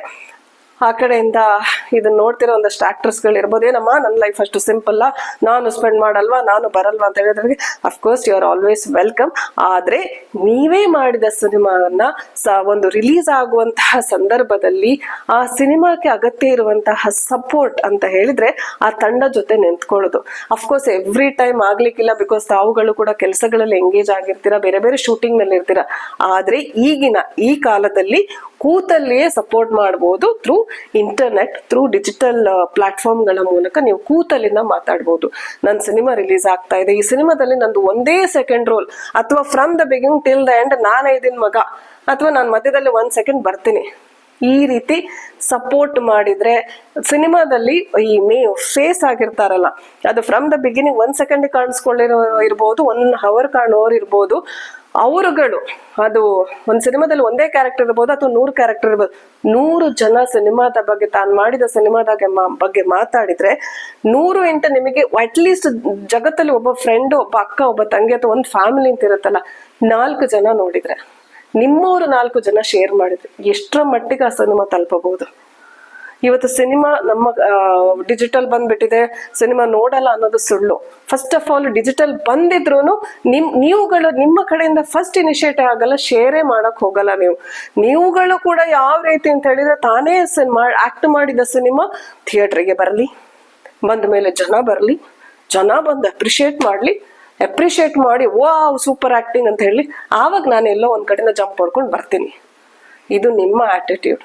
ಈ ಆಟಿಟ್ಯೂಡ್ ಇಂದ ಮೊದಲನೇದಾಗಿ ಸಿನಿಮಾ ತಂಡಕ್ಕೆ ಲಾಸ್, ಯಾಕೆಂತ ಹೇಳಿದ್ರೆ ನೀವುಗಳೇ ನಿಮ್ಮ ಮುಖ ನೋಡ್ಕೊಂಡೆ ಥಿಯೇಟರ್ಗೆ ಜನ ಬರೋದು. ಟ್ರೈಲರ್ ನಲ್ಲಿ ಕಾಣೋದು ನೀವೇ, ಟೀಸರ್ ನಲ್ಲಿ ಕಾಣೋದು ನೀವೇ, ಸಾಂಗ್ ರಿಲೀಸ್ ಆದಾಗ ಕಾಣೋದು ನೀವೇ, ಸಿನಿಮಾ ರಿಲೀಸ್ ಆದಾಗ ಕಾಣೋದು ನೀವೇ. ಸಿನಿಮಾ ರಿಲೀಸ್ ಆದಾಗ ಒಂದಷ್ಟು ಜನ ಸೋಷಿಯಲ್ ಮೀಡಿಯಾ ಸೀರಿಯಲ್ಗಳಲ್ಲಿ ಇರ್ಬೋದು ಅಥವಾ ಎಲ್ಲೋ ಸಣ್ಣ ಪುಟ್ಟ ಪಾತ್ರಗಳಲ್ಲಿ ನೋಡಿದವ ನಿಮ್ಮನ್ನ ಥಿಯೇಟರ್ ನಲ್ಲಿ ನೋಡೋದಕ್ಕೆ ಕಣ್ ತುಂಬಿಕೊಳ್ಳೋದಕ್ಕೆ ಜನ ಬಂದಾಗ ತಮಗೆ ಇಷ್ಟವಾದ ನಟ ನಟಿ ಥಿಯೇಟರ್ ನಲ್ಲಿ ಪ್ರೆಸೆಂಟ್ ಇದ್ದಾರೆ ಅಥವಾ ಫಸ್ಟ್ ಡೇ ಒಂದು ರೆಡ್ ಕಾರ್ಪೆಟ್ ನೀವು ಹಾಕ್ಲೇಬೇಕು ಅಂತಲ್ಲ, ಆ ರೀತಿಯ ಒಂದು ವೆಲ್ಕಮ್ ಕೊಟ್ಟಾಗ ಅದನ್ನ 100 ಜನಗಳಿಗೆ ಹೇಳ್ಕೊಂಡು ಹೋಗಿ ಬಂದಿದ್ರು. ಆ ಟೀಮೇ ಬಂದಿತ್ತು. ಎಂಟೈರ್ ಒಂದು ಆಕ್ಟ್ರೆಸ್, ಹೀರೋಯಿನ್, ಹೀರೋ ತಂಗಿ ಪಾತ್ರ ಮಾಡಿದವರು, ಹೀರೋದು ಅಣ್ಣ ಪಾತ್ರ ಮಾಡಿದವರು ಅಥವಾ ಬಾಯ್ ಫ್ರೆಂಡ್ ಪಾತ್ರ ಮಾಡಿದವ್ರು, ಗಂಡನ್ ಪಾತ್ರ ಮಾಡಿದವರು ಅಂತ ಬಂದಿದ್ರು ಅಂತ ಜನ ಹೇಳ್ಕೊಂಡು ಏನ್ ರೋಲ್ ಮಾಡಿದ್ದಾರೆ ಗೊತ್ತಾ ಗುರು, ನೋಡಿ ಸಿನಿಮಾ ನೋಡಿ ಸಖತ್ತಾಗಿದೆ ಅಂತ ಹೇಳ್ಕೊಂಡು ಹೋದಾಗ ಜನಗಳು ಮತ್ತೆ ಥಿಯೇಟರ್ಗೆ ಬರ್ತಾರೆ. ಇದು ನೀವುಗಳೇ ಬಂದಿರಲ್ಲ, ಎಲ್ಲೋ ತಂಡದ 4 ಜನ ಬಂದಿರ್ತಾರೆ. ಆಲ್ರೆಡಿ ಒಂದು ಸಿನಿಮಾ ಅಂತ ಹೇಳಿದಾಗ ಸಿನಿಮಾ ರಿಲೀಸ್ ಆಗುವಾಗ ಡಿಸ್ಟ್ರಿಬ್ಯೂಷನ್ ಇಂದ ಹಿಡಿದು ಟಿಕೆಟ್ ಖರೀದಿ ಮಾಡಬೇಕು ಅಂತ ಹೇಳಿದ್ರೆ ಟಿಕೆಟ್ ಪ್ರೈಸ್ ನಮ್ಮ ಕನ್ನಡ ಚಿತ್ರರಂಗದಲ್ಲಿ, ನಮ್ಮ ಬೆಂಗಳೂರಲ್ಲಿ, ಕರ್ನಾಟಕದಲ್ಲಿ ಟಿಕೆಟ್ಗೆ ಇರುವಷ್ಟು ಒಂದು ದರ ಬಹುಶಃ ಬೇರೆ ರಾಜ್ಯಗಳಲ್ಲಿ ಇಲ್ಲ. ಆ ಟಿಕೆಟ್ ಪ್ರೈಸ್ ಅನ್ನ ಒಂದು ಏನಂತ ಹೇಳ್ತೀವಿ ನಾವು, ನಿಮ್ಗೆ ಕನ್ವೆನ್ಸ್ಗೆ ಕೊಟ್ಟಿರ್ತೀವಲ್ಲ ದುಡ್ಡು, ಆ ದುಡ್ಡನ್ನ ಎತ್ಕೊಳ್ಲಿಕ್ಕೆ ಕೂಡ ಸಾಕಾಗಲ್ಲ. ಅಷ್ಟರ ಮಟ್ಟಿಗೆ ಒಂದು ಫಿಲ್ಮ್ ಟೀಮ್ಗೆ ಕಷ್ಟ ಇರುತ್ತೆ. ನಿಮ್ಗೇನು ಒಂದು ಕನ್ವೆನ್ಸಿಗೆ ಇನ್ವೆಸ್ಟ್ ಮಾಡಿರ್ತಾರೆ. ಈಗ ನಾನು ಹೇಳಿದೆನಲ್ಲ 1300 ರೂಪಾಯಿ ಅಂತ ಹೇಳ್ಕೊಂಡು, ಆ 1300 ರೂಪಾಯಿಯನ್ನ ಆತ ಪಡ್ಕೋಬೇಕಾದ್ರೆ ಎಷ್ಟು ಟಿಕೆಟ್ ಸೇಲ್ ಮಾಡ್ಬೇಕು? ಪ್ರತಿ ಸತಿ ಹೋಗ್ಲಿಕ್ಕೆ ಬರ್ಲಿಕ್ಕೆ ಕನ್ವಿನ್ಸ್ ಕೇಳ್ತಿರಲ್ಲ, ಖಂಡಿತ ತಪ್ಪಿಲ್ಲ. ಆದ್ರೆ ಒಂದ್ಸತಿ ಒಬ್ಬ ಪ್ರೊಡ್ಯೂಸರ್ ಆಂಗಲ್ ಅಲ್ಲಿ, ಒಬ್ಬ ಡೈರೆಕ್ಟರ್ ಆಂಗಲ್ ಅಲ್ಲಿ ನೀವು ಯೋಚನೆ ಮಾಡಿದಾಗ ಇಷ್ಟು ಸತಿ ನನಗೆ ಕೊಡ್ತಾನಲ್ಲ ಗುರು, ಅಟ್ಲೀಸ್ಟ್ ನಾನು ಹೋಗಿ ಬರಲ್ಲ, ನನ್ನ ಕನ್ವಿನ್ಸ್ ನ ಒಂದು ಪಾರ್ಟಿ ಅವರಿಗೆ ಕೊಡುವಂಗ್ ಮಾಡ್ತೀನಿ ಅಂತ ಎಷ್ಟರ ಮಟ್ಟಿಗೆ ನೀವು ಎಫರ್ಟ್ ಹಾಕ್ತೀರಾ? ಯಾವತ್ತು ಒಬ್ಬ ಆಕ್ಟರ್ ಆತ ಸಣ್ಣ ರೋಲ್ ಮಾಡಿರ್ಬೋದು, ದೊಡ್ಡ ರೋಲ್ ಮಾಡಿರ್ಬೋದು, ನನಗೆ ಕೊಟ್ಟ ದುಡ್ಡಲ್ಲಿ ನಾನ್ ತಿಂದಿರೋ ಒಂದು ಅಗಳಿನ ಪ್ರೈಸ್ ಇವರಿಗೆ ಸಿಕ್ಬಿಡ್ಲಿ ಅಂತ ಮನ್ಸಾರ ಇಷ್ಟಪಡ್ತಿರಲ್ಲ, ಆ ಸಿನಿಮಾಗಳು ಗೆಲ್ಲುತ್ತೆ. ಅಂತ ಸಿನಿಮಾಗಳು ಗೆದ್ದಿವೆ. ಅದಕ್ಕೆ ಎಕ್ಸಾಂಪಲ್ ಬೇಕಾದಷ್ಟಿದೆ. ಹಳೆ ನಮ್ಮ ಡಾಕ್ಟರ್ ರಾಜ್ಕುಮಾರ್ ಅವರ ಸಿನಿಮಾದಿಂದ ಹಿಡಿದು ಇವತ್ತು ಸೂಪರ್ ಸ್ಟಾರ್ ಗಳಾಗಿರೋ ಯಶ್ ಇರ್ಬೋದು, ರಕ್ಷಿತ್ ಶೆಟ್ಟಿ ಇರ್ಬೋದು, ರಿಷಬ್ ಇರ್ಬೋದು, ರಾಜ್ಬಿ ಶೆಟ್ಟಿ ಅವ್ರು ಇರ್ಬೋದು. ಯಾಕೆ ಗೆಲ್ತಾ ಬರ್ತಾರೆ ಗೊತ್ತಾ? ಅವರ ತಂಡದ ಸಪೋರ್ಟ್. ಆರ್ ಟೀಮ್ ಅನ್ನು ಇಟ್ಬಿಟ್ಟು ಈ ಕಡೆಯಿಂದ ನೀವು ನೋಡಿ, ನಿಮ್ಮ ಕಡೆಯಿಂದ ಎಷ್ಟು ಸಪೋರ್ಟ್ ಇರುತ್ತೆ, ಆ ಟೀಮ್ಗಳಲ್ಲಿ ಯಾವ ರೀತಿಯಲ್ಲಿ ಸಪೋರ್ಟ್ ಇರುತ್ತೆ ಅಂತ ಹೇಳ್ಕೊಂಡು, ಅಲ್ಲಿ ರೈಟರ್ಸ್ ಇರ್ಬೋದು, ಮ್ಯೂಸಿಷಿಯನ್ಸ್ ಇರ್ಬೋದು, ಡೈರೆಕ್ಟರ್ಸ್ ಇರ್ಬೋದು, ಆರ್ಟಿಸ್ಟ್ ಇರ್ಬೋದು, ಮುಂದೆ ಕೂತ್ಕೊಂಡು ಮಾತಾಡ್ತಾರೆ, ಖುಷಿನಲ್ಲಿ ಮಾತಾಡ್ತಾರೆ. ನನ್ನ ರೋಲ್ ಇಷ್ಟೇ ಚಿಕ್ಕದಿದ್ರೆ ಬಟ್ ನಾನು ಸೂಪರ್ ಆಗಿ ಮಾಡಿದೆ, ನನ್ನ ಕಡೆಯಿಂದ ಸೂಪರ್ ಆಗಿ ತೆಗ್ಸಿದ್ದಾರೆ ಅಂತ ಹೆಮ್ಮೆಯಿಂದ ಹೇಳ್ಕೊಳ್ತಾರೆ. ಬಟ್ ನೀವುಗಳೆಲ್ಲ ಏನ್ ಮಾಡ್ತೀರಾ? ಕಾಯ್ತಾ ಇರ್ತೀರಾ, ಅಯ್ಯೋ ನನ್ನ ಸಿನಿಮಾ ಗೆದ್ದ ಮೇಲೆ ನಾನು ಹೇಳ್ತೀನಿ ಅಂತ ಹೇಳುವಂತ ಒಂದು ಮನಸ್ಥಿತಿ ಇದೆಯಲ್ಲ. ಯಾವಾಗ ಈ ಮನಸ್ಥಿತಿಯನ್ನ ಬಿಡ್ತೀರಾ ಅವತ್ತು ಆ ಸಿನಿಮಾನು ಗೆಲ್ಲುತ್ತೆ, ಜೊತೆಗೆ ನಿಮ್ಮನ್ನು ಕೆಲಸಗಳು ಹುಡ್ಕೊಂಡು ಬರುತ್ತೆ. ಇಲ್ಲ ಇದೇ ಸಿನಿಮಾ ತಂಡ ನಿಮ್ಮನ್ನ ಏನ್ ಮಾಡುತ್ತೆ ಗೊತ್ತಾ? ಏನ್ ಹೇಳ್ತಾ ಗೊತ್ತಾ? ಇವ್ರನ್ನ ಹಾಕೋಬೇಡಿ, ಇವ್ರು ಬರಲ್ಲ ಪ್ರಮೋಷನ್ಗೆ, ಇವರಿಂದ ನಿಮಗೆ ಲಾಸ್, ಈಸ್ ಅ ನೆಗೆಟಿವ್. ಕೂತಿದ್ದಕ್ಕೆ ನಿಂತಿದ್ದಕ್ಕೆ ಕನ್ವಿನ್ಸ್ ಕೊಡೋದ್ರ ಜೊತೆಗೆ, ಇವ್ರು ಕೇಳಿದ ಕಾಲ್ ಶೀಟಿಗೆಲ್ಲ ದುಡ್ಡು ಕೊಡೋದ್ರ ಜೊತೆಗೆ ಲಾಸ್ಟಿಗೆ ಒಂದೇ ಮಾತು ಹೇಳ್ತಾರೆ, ಎಲ್ಲ ಒಂದು ಟೀಸರ್ಗೋ ಟ್ರೈಲರ್ಗೋ ಬಂದ್ಬಿಡ್ತಾರ, ಆಮೇಲೆ ಕಾಣಿಸ್ಕೊಳಲ್ಲ, ಡೇಟ್ ಇಲ್ಲ ತಲೆ ಸರಿ ಇಲ್ಲ ಯಾವ್ದೋ ಒಂದು ಹಾಸ್ಪಿಟಲ್ ನಲ್ಲಿ ಸೇರ್ಕೊಂಡಿದ್ದೀನಿ, ಇಲ್ಲ ಯಾವ್ದೋ ಒಂದು ಕಾಡು ಪ್ರದೇಶಕ್ಕೆ ಹೋಗ್ಬಿಟ್ಟಿದೀನಿ, ಸನ್ಯಾಸಿ ಆಗ್ಬಿಟ್ಟಿದೀನಿ ಅಂತ ಹೇಳ್ಬಿಡ್ತಾರೆ. ಇದು ಪರ್ಸನಲ್ ಎಕ್ಸ್ಪೀರಿಯನ್ಸ್ ಆಗಿರೋ ಕಾರಣನೇ ಮಾತಾಡ್ತಾ ಇರೋದು. ಒಂದು ಚಿತ್ರರಂಗ ಬೆಳಿಬೇಕು ಅಂತ ಹೇಳಿದ್ರೆ ಎಂಟೈರ್ ಟೀಮ್, ಒಂದು ಚಿತ್ರ ತಂಡದ ಜೊತೆಗೆ ಸಿನಿಮಾ ರಂಗ ಕೂಡ, ಅಂದ್ರೆ ಒಂದು ಪ್ರೊಡಕ್ಷನ್ ಸಿನಿಮಾ ಮಾಡ್ತಿದೆ, ಒಂದು ಪ್ರೊಡಕ್ಷನ್ ಸಿನಿಮಾ ರಿಲೀಸ್ ಮಾಡ್ತಿದೆ ಅಂತ ಹೇಳಿದಾಗ ಆ ಕಡೆಯಿಂದ ಎಂಟೈರ್ ಸಿನಿಮಾ ಇಂಡಸ್ಟ್ರಿ ಕೂಡ ಸಪೋರ್ಟ್ ಬೇಕು. ಆ ಸಪೋರ್ಟ್ ಯಾವಾಗ ಸಿಗುತ್ತೆ ಗೊತ್ತಾ? When the team strong. ಮನೆಯಲ್ಲಿರುವ 4 ಜನ ಸ್ಟ್ರಾಂಗ್ ಇದ್ರೆ ಊರಲ್ಲಿರುವ 10 ಜನರು ಸಪೋರ್ಟಿಗೆ ನಿಲ್ತಾರೆ. ಇಲ್ಲ ಅಂತ ಹೇಳಿದ್ರೆ ನೋ. ಇದ್ರ ಜೊತೆಗೆ ಮೊನ್ನೆ ಒಂದು ದುರಂತ ಅಂತ್ಯವನ್ನ ಕಾಣಿಸ್ಕೊಂಡ ಗುರುಪ್ರಸಾದ್ ಅವರ ಬಗ್ಗೆ ಮಾತಾಡ್ಬೇಕು ಅಂತ ಅನಿಸ್ತು. ಕಾರಣ ಇಷ್ಟೇ, ಒಬ್ಬ ಒಳ್ಳೆ ನಿರ್ದೇಶಕ, ಒಬ್ಬ ಒಳ್ಳೆ ಚಿಂತಕ, ಒಬ್ಬ ಒಳ್ಳೆ ಬರಹಗಾರ, ಸೂಪರ್ ಹಿಟ್ ಸಿನಿಮಾಗಳನ್ನ ಕೊಟ್ಟು ಒಂದು ವಿಷಯವನ್ನ ಒಂದು ಬೇರೆ ರೀತಿಯಲ್ಲಿ ಕಟ್ಟಿಕೊಟ್ಟಂತ ಸಿನಿಮಾ ಮಠ ಇರ್ಬೋದು. ಎದ್ದೇಳು ಮಂಜುನಾಥ ಅನ್ನೋ ಸಿನಿಮಾದ ಮೂಲಕ ಪ್ರತಿಯೊಬ್ಬ ಮನೆಯಲ್ಲೊಬ್ಬ ಮಂಜುನಾಥ ಇರ್ತಾನೆ. ಎಲ್ಲೋ ಒಂದು ಎಚ್ಚರಿಕೆಯ ವಿಚಾರಗಳನ್ನ ತಿಳಿಸ್ಕೊಟ್ಟಂತ ಒಬ್ಬ ವ್ಯಕ್ತಿ ತನ್ನ ಪ್ರಾಣಕ್ಕೆ ತಾನೇ ಸಂಚು ತಂದ್ಕೊಂಡಿದ್ದು. ಏನೋ ಒಂದು ಯೋಚನೆ ಮಾಡುವಂತಹ ವಿಷಯ. ಬಿಕಾಸ್ ಮೇ ಬಿ ಕೆಲವ್ರು ಹೇಳ್ತಾರೆ ಇವತ್ತಿನ ಕನ್ನಡ ಇಂಡಸ್ಟ್ರಿಯ ಒಂದು ಏನು ಪರಿಸ್ಥಿತಿ ಈ ರೀತಿ ಇಂತಹ ಒಂದು ಅಂತ್ಯಗಳಿಗೆ ಕಾರಣ ಆಗುತ್ತೆ. ಬಿಕಾಸ್ ಇದಕ್ಕಿಂತ ಹಿಂದೆ ವಿನೋದ್ ದೋಂಡಾಳೆ ಅವರು ಸೂಸೈಡ್ ಕಮಿಟ್ ಮಾಡಿದ್ದಾರೆ. ಅದ್ರ ಜೊತೆಗೆ ಸೌಂದರ್ಯ ಜಗದೀಶ್ ಅವರು ಒಳ್ಳೆ ಸೌಂದರ್ಯ ಜಗದೀಶ್ ಪ್ರೊಡ್ಯೂಸರ್, ವಿನೋದ್ ದೋಂಡಾಳೆ ಥೀಮಿನಲ್ಲಿ super duper director. Ashoka blade ಅನ್ನೋ ಸಿನಿಮಾ ಇನ್ನೇನು ಕೆಲವು ದಿನಗಳಲ್ಲಿ ಅಂದ್ರೆ ತೆರೆ ಕಾಣುವಂತ ಒಂದು ಸ್ಥಿತಿಯಲ್ಲಿದೆ. ಆಗಾಗ್ಲೇ ಅದಕ್ಕಿಂತ ಮುಂಚೆನೆ ಅವರು ತಮ್ಮ ಪ್ರಾಣವನ್ನ ಕಳ್ಕೊಂಡಿದ್ದಾರೆ. ಸೊ ಇಂಥ ಒಂದು ಇಮಿಡಿಯೇಟ್ ಡಿಸಿಷನ್ ಅಂಡ್ ಒಬ್ರು ತೀರ್ಕೊಂಡ ಮೇಲೆ ಅವರ ಸಾವಿನ ಬಗ್ಗೆ ಒಂದು ಗಂಟೆಗಟ್ಟಲೆ ಚರ್ಚೆ ಇರೋ ಬರೋ ಸೋಷಿಯಲ್ ಮೀಡಿಯಾದಲ್ಲಿ ಅವರ ಸಾವಿಗೆ ಕಾರಣಗಳು, post mortem of someone's death through your amazing skill of writing, how good it is. ಒಬ್ಬರ ಸಾವು ಹೆಂಗಾಯ್ತು, ಯಾಕಾಯ್ತು, ಆತ ಜೀವನದಲ್ಲಿ ಎಷ್ಟು ಡಿಸಿಪ್ಲಿನ್, ಎಸ್ಪೆಷಲಿ ಗುರುಪ್ರಸಾದ್ ಅವರ ಒಂದು ಸಾವಿನ ನಂತರ ಒಂದಷ್ಟು ಜನರು ಅವರು ಹೀಗಿರ್ಬೇಕಿತ್ತು, ಹೀಗಿರ್ಬಾರ್ದಿತ್ತು ಅಂತ ಒಂದಷ್ಟು ವಿಶ್ಲೇಷಣೆ, ಸಾವಿನ ಬಗ್ಗೆನೂ ವಿಶ್ಲೇಷಣೆ ನಡೆದಿತ್ತು. ಆದ್ರೆ ಅಂತಹ ಒಂದು ಒಳ್ಳೆ ಸಿನಿಮಾವನ್ನು ಕೊಟ್ಟ ಒಬ್ಬ ನಿರ್ದೇಶಕ ಆ ಒಂದು ಡಿಸಿಷನ್ ತಗೋಬೇಕು ಅಂತ ಹೇಳಿದ್ರೆ ಅವ್ರ ಮೇಲಿದ್ದಂತ ಒತ್ತಡ ಯಾವ ರೀತಿ ಇರ್ಬೋದು. ನೀವು ಹೇಳ್ಬೋದು is a clinically depressed person ಅಂತ ಹೇಳ್ಕೊಂಡು, ಕ್ಲಿನಿಕಲಿ ಡಿಪ್ರೆಸ್ಡ್ ಇರಲಿ ಅಥವಾ ಏನೇ ಇರಲಿ ಒಂದು ಒಳ್ಳೆ ಸಿನಿಮಾ ಕೊಟ್ಟಿದ್ದಾರೆ. ಸಿನಿಮಾ ಕೊಟ್ಟ ನಂತರ 2 ಸಿನಿಮಾ ಸೂಪರ್ ಡೂಪರ್ ಕನ್ನಡದ ಜನಗಳು ಇಷ್ಟಪಟ್ಟು ಬೆನ್ತಟ್ಟಿ ಅಪ್ರಿಶಿಯೇಟ್ ಮಾಡಿದ್ದು. ಜಗ್ಗೇಶ್ ಅಂತ ಒಬ್ಬ ಅಫ್ಕೋರ್ಸ್ ಒಳ್ಳೆ ಕಲಾವಿದರನ್ನ ಮತ್ತಷ್ಟು ಆತರಲ್ಲಿ ಜಗ್ಗೇಶ್ ಅವರಲ್ಲಿ ಒಂದು ಕಾಮಿಡಿ, ಒಂದು ನಾನ್ ವೆಜ್ NV ಕಾಮಿಡಿಗೆ ಸೀಮಿತ ಆಗಿದ್ದಂತ ಜಗ್ಗೇಶ್ ಅವರಿಗೆ ಒಂದು ಬೇರೆ ರೀತಿಯಲ್ಲಿ ಒಂದು ಆಕ್ಟಿಂಗ್ ಮಾಡಿಸಿ ಅಪ್ರಿಶಿಯೇಟ್ ಮಾಡಿಸಿ ತದನಂತರ ಅವರಿಗೆ ಸಿಕ್ಕಂತ ಎಷ್ಟೋ ಪಾತ್ರಗಳಿಗೆ ಕಾರಣ ಈ ಮಠ ಒಂದು ಮೂಲ. ಸೊ ಇಲ್ಲಿ ಯಾರ ಬಗ್ಗೆ ಪರ್ಸನಲಿ ದೂಷಣೆಗಳು ನಡೀತಾ ಇಲ್ಲ. ಆದ್ರೆ ಒಬ್ಬ ವ್ಯಕ್ತಿಯ ಸಾವಿನ ಪೋಸ್ಟ್ ಮಾರ್ಟಮ್ ನಡಿಬೇಕಾದ್ರೆ ಆತ ಸಾವಿಗೆ ಕೈ ಒಡ್ಡಿದ್ದು ಯಾಕೆ ಅಂತ ಯೋಚನೆ ಮಾಡಿದಾಗ ಅದು ಸಿನಿಮಾ ರಂಗದಲ್ಲಿ ಅತಿ ಹೆಚ್ಚು ಇದು ಹೈಲೈಟ್ ಆಗ್ಬಿಡುತ್ತೆ.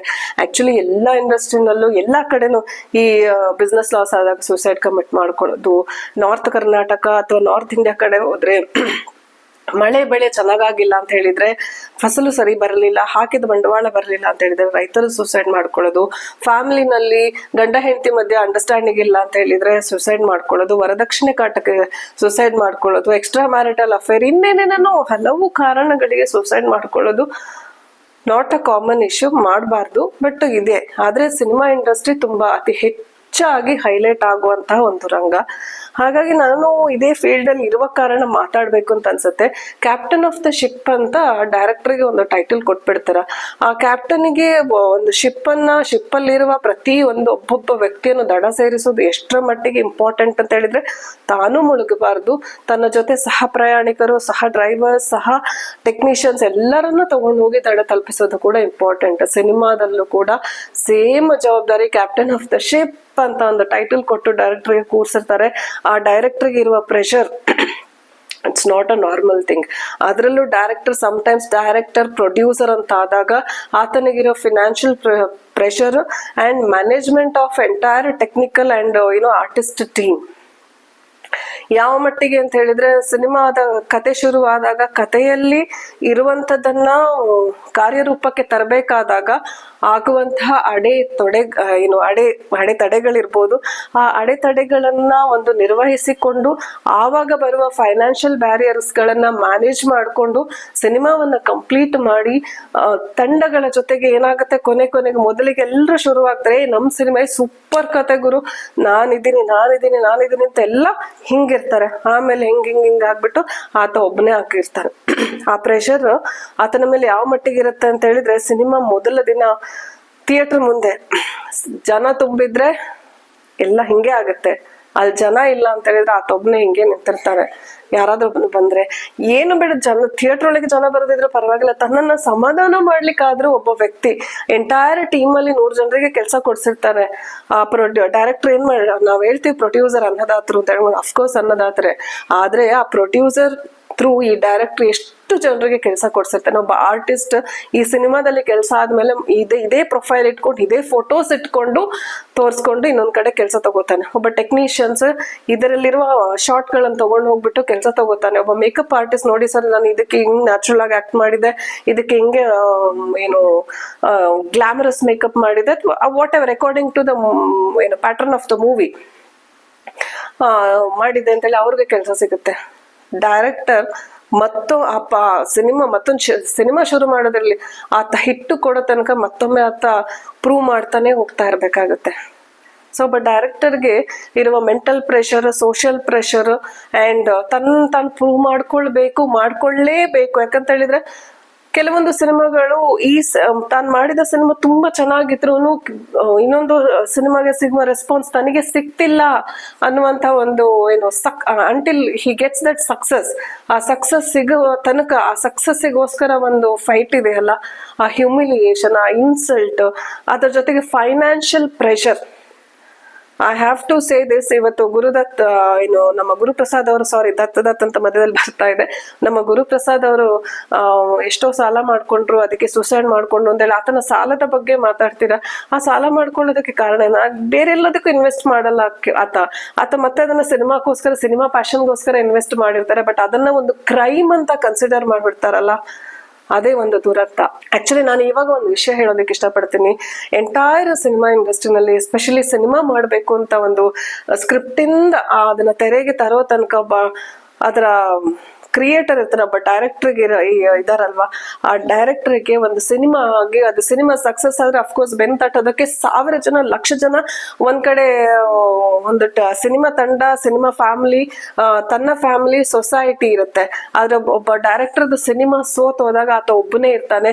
ಆ ಒಬ್ಬನೇ ಇರೋ ವ್ಯಕ್ತಿಯನ್ನ ಮಾತಾಡ್ಸಿ ಒಂದ್ಸತಿ ಕೇಳಿ, ಎಂಟೈರ್ ಟೀಮ್ ಒಂದೇ ಒಂದ್ಸತಿ ಕೂತ್ಕೊಂಡು ಟೇಬಲ್ ನಲ್ಲಿ ಡಿಸ್ಕಸ್ ಮಾಡಿ ಎಲ್ಲಿ ಸಿನಿಮಾ ಸೋತೋಯ್ತು, ಯಾಕೆ ಸೋತೋಯ್ತು, ಅಥವಾ ಏನ್ ಮಾಡಬಹುದಿತ್ತು, ಅಥವಾ ನೆಕ್ಸ್ಟ್ ಏನ್ ಮಾಡೋಣ, ನಾವಿದೀವಿ sir. Maybe you can say ನಾನು ಇನ್ವೆಸ್ಟ್ ಮಾಡಲ್ಲಪ್ಪ, ಯು ಕ್ಯಾನ್ ಸೇ ದಟ್ ನಾನು ಇನ್ವೆಸ್ಟ್ ಮಾಡಲ್ಲ, ನನ್ನಿಂದ ಸಾಧ್ಯ ಇಲ್ಲ, ಬಿಕಾಸ್ ನಾನು ಆಲ್ರೆಡಿ ಇನ್ವೆಸ್ಟ್ ಮಾಡಿ ನಾನು ಇದ್ದೀನಿ. ಬಟ್ ಐ ವಾಂಟ್, ನನ್ನ ಹಣ ಬೇಕು ಅಂತ ಹೇಳಿದ್ರೆ ನೀನ್ ಮತ್ತೊಂದು ಸಿನಿಮಾ ಮಾಡ್ಬೇಕು, ಅಂತ ಹೇಳಿ ನಿನಗೆ ಮತ್ತೊಬ್ಬ ಇನ್ವೆಸ್ಟರ್ ಸಿಗ್ಬೇಕು.